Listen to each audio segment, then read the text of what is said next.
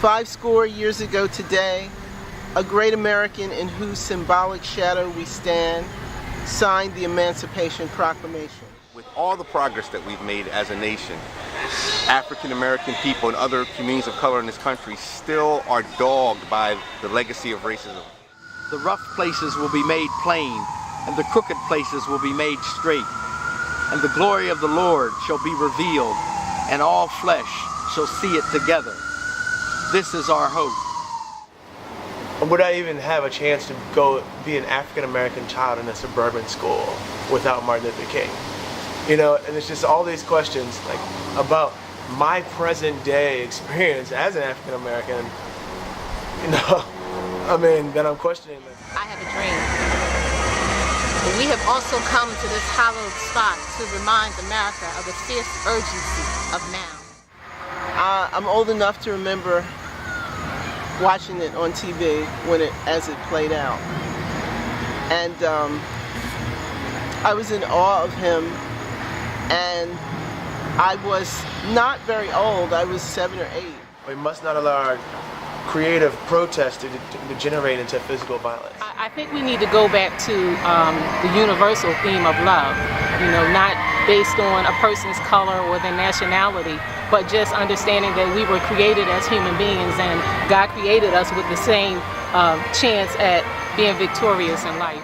I have a dream that my 4 little children will one day live in a nation where they will not be judged by the color of their skin, but by the content of their character. I have a dream. King speaks about coming to Washington to cash a check, a promissory note that all men are created equal.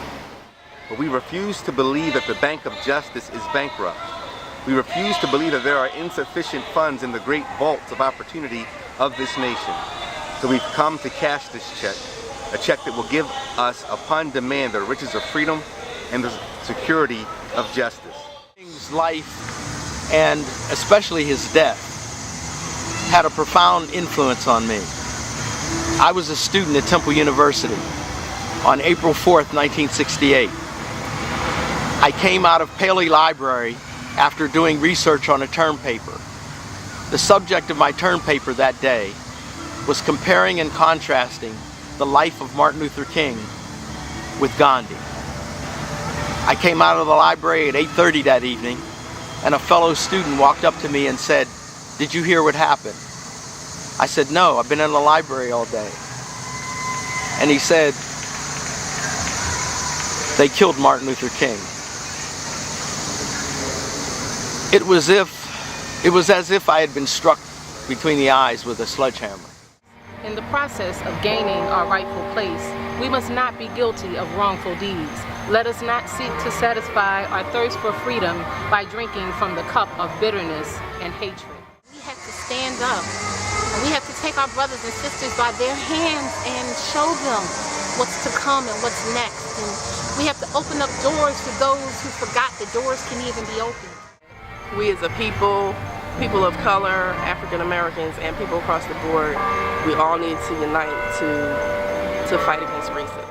One of the things that I kind of have some sadness about is that people believe that the dream died with King, but it actually has not. And I think that a lot of people are always looking for someone else to do it. They're always looking for the next king.